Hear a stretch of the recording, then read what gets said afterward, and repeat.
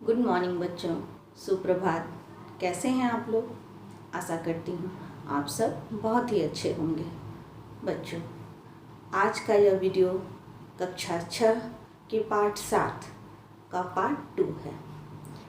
पहले पार्ट में हमने पृथक्करण सेपरेशन ऑफ मटेरियल क्या है और इसकी क्यों आवश्यकता है, इस पर चर्चा की थी। इस वीडियो में हम लोग पृथक्करण की विधियों पर चर्चा करेंगे। बच्चों, आशा करती हूँ मेरे पहले वीडियो में आपकी समझ बढ़ी होगी और आइए उसी वीडियो के क्रम को आगे बढ़ाते हुए हम आज पृथक्करण की विभिन्न विधियों पर चर्चा करेंगे। आइए शुरू करते हैं। हस्तचयन विधि या हैंड पिकिंग। किसी मिश्रण में अवांछित पदार्थ को हाथ से चुनकर अलग करने की विधि हस्तचयन विधि कहते हैं। बच्चों, जैसा कि नाम से ही क्लियर है, हस्तचयन विधि हाथों से चुनना। इस विधि का प्रयोग हम तब करते हैं जब अशुद्धियों की मात्रा कम हो और इसे हम घर पर ही ज़्यादा इस्तेमाल करते हैं।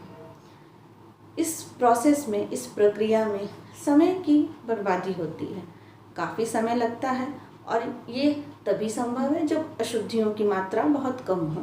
इसलिए हस्तचयन की विधि घर पर ही इस्तेमाल की जाती है या फिर ऐसे पृथक्करण के प्रक्रिया में इस्तेमाल होती है जब अवयवों की अशुद्धियों की मात्रा कम हो।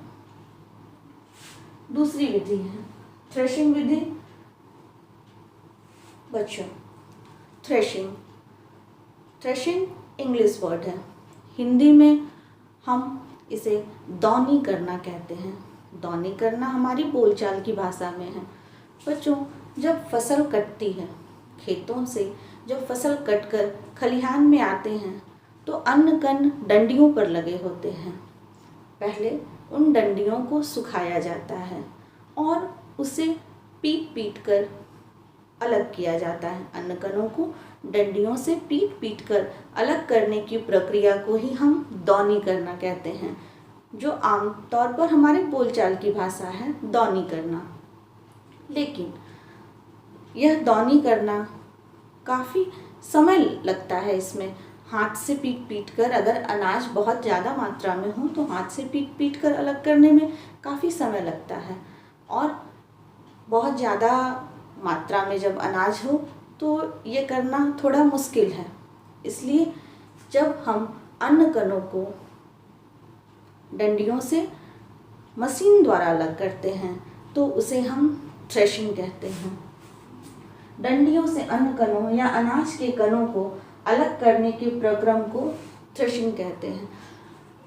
पहले बैलों द्वारा यह प्रक्रिया की जाती थी।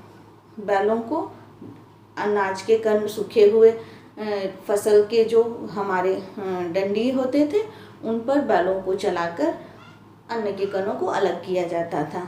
लेकिन यह प्रोसेस बहुत ही टाइम टेकिंग था और इसमें बहुत समय बर्बाद हो जाया करती थी। इसलिए अधिक मात्रा में दौनी करने के लिए थ्रेशिंग विधि का प्रयोग होता है। आइए तीसरी विधि पर। तीसरी विधि है निष्पावन या ओशाना विधि, जिसे हम विनोइंग कहते हैं। किसी मिश्रण के अवयवों को वायु द्वारा पृथक करने की प्रक्रिया को निष्पावन विधि कहते हैं।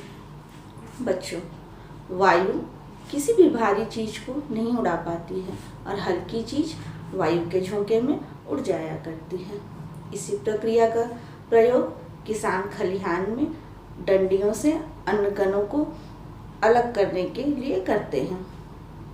जिन अन्न कणों में भूसे मिले होते हैं तो जब हवा के झोंके आते हैं या हवा के झोंके जब चलते हैं तो किसी भी बड़ी सी वस्तु में, या तो वो सूप हो या फिर किसी टोकरी के द्वारा, वे अन्न कणों को गिराते हैं और अन्न कण भारी होने के कारण एक जगह गिरते हैं और भूसे हल्के होने की वजह से आगे उड़ जाकर गिरते हैं। इसी प्रक्रिया का प्रयोग हम निष्पावन विधि में करते हैं। निष्पावन विधि बहुत ही आवश्यक है किसानों के लिए खेतों में अन्न कणों को अलग करने के लिए, और जो भूसे अलग होते हैं उन भूसों का प्रयोग पशुओं के चारा के रूप में किया जाता है। चौथी विधि है चालन विधि, जिसे हम सीविंग कहते हैं।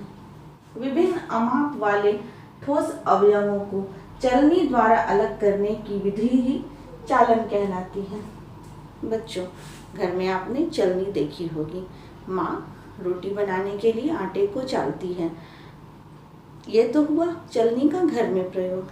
चलनी का प्रयोग बड़ी बड़ी इमारतों को बनाने के लिए जब रेत को चाला जाता है ताकि उससे बड़े कण, ईंटा, पत्थर या बालू, बड़े बड़े कण को निकाल लिया जाए।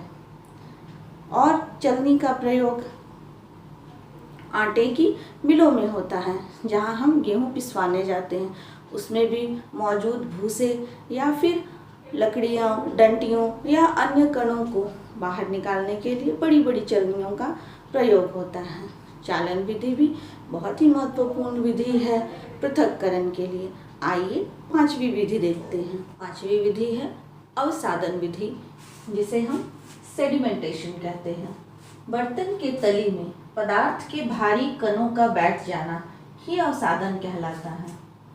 घर में आपने माँ को चावल या दाल को धोते हुए देखा होगा। चावल और दालों को इसलिए धोया जाता है क्योंकि उस पर चिपकी हुई मिट्टी या धूल के कण बाहर आ जाएं। इस प्रक्रिया में जो मिट्टी और धूल के कण हैं वह पानी में चले आते हैं, और जो भारी जो अनाज के कण हैं वो बर्तन की तली में बैठ जाते हैं। बर्तन की तली में भारी कणों का बैठ जाना और उसमें चिपकी हुई मिट्टी और धूल का पानी में घुल जाना, इसी प्रक्रिया को हम अवसादन विधि या सेडिमेंटेशन कहते हैं। छठी विधि है निस्तारण, जिसे हम डिकैंटेशन कहते हैं। डिकैंटेशन मीन्स अवसादित मिश्रण को बिना हिलाए जल को उड़ेलने की क्रिया को निस्तारण कहते हैं। जब अवसादित कण, जो हमारे भारी कण हैं, बर्तन की तली में नीचे बैठ जाते हैं और जो अवांछित पदार्थ जैसे मिट्टी या धूल कण पानी में घुल जाते हैं, तो बिना भारी कणों को ज़्यादा हिलाए डुलाए उस गंदगी और उस पानी को बाहर गिराने की प्रक्रिया को ही हम निस्तारण या डिकैंटेशन कहते हैं। आप इस प्रोसेस को घर में अपने देख सकते हैं। माँ इस विधि का प्रयोग रोजाना करती है। भोजन बनाने की प्रक्रिया। पृथक्करण की सातवीं विधि है निस्यंदन या छानना, जिसे हम फिल्ट्रेशन कहते हैं। किसी द्रव और ठोस के मिश्रण से ठोस को छन्नी द्वारा अलग करने की विधि को निस्यंदन कहते हैं या फिल्ट्रेशन कहते हैं। फिल्ट्रेशन, छानना। हमारे दिन की शुरुआत चाय से होती है। चाय में हम लोग चाय को छन्नी से छान देते हैं। ठोस छन्नी में रह जाता है और जो द्रव पदार्थ है वो छनकर नीचे आ जाती है चाय के रूप में।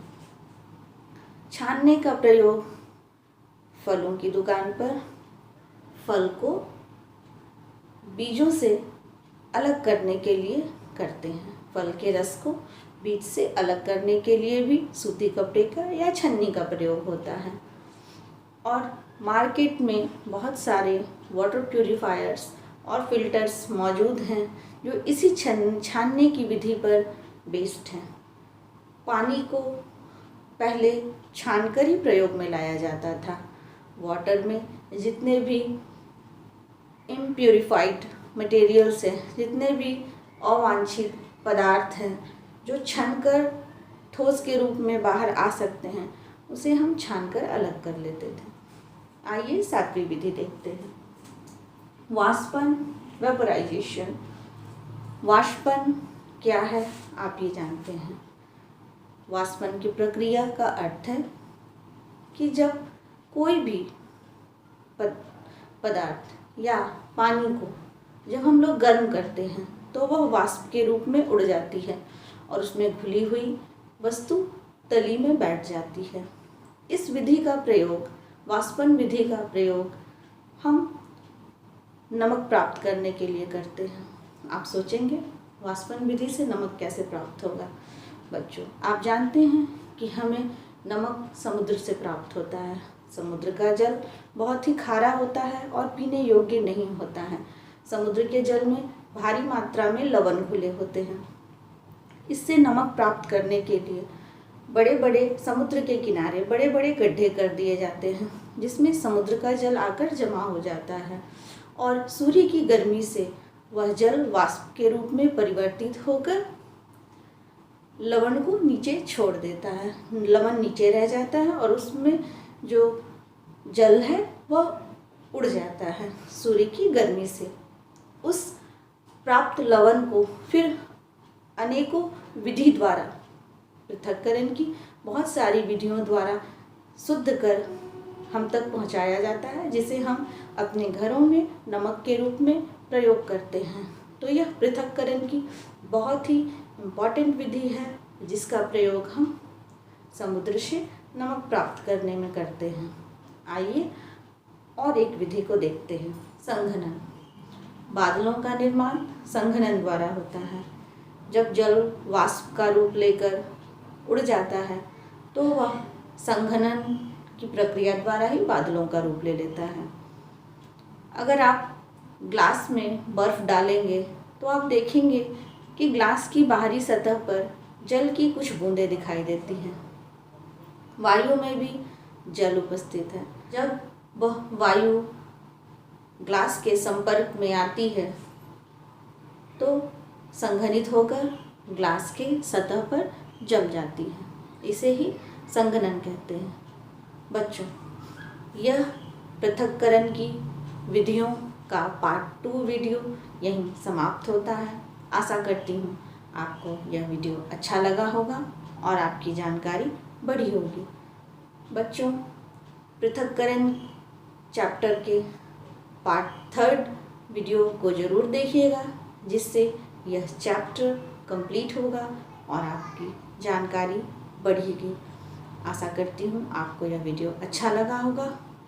मिलते हैं फिर नए वीडियो के साथ। तब तक के लिए thanks for watching. Thank you.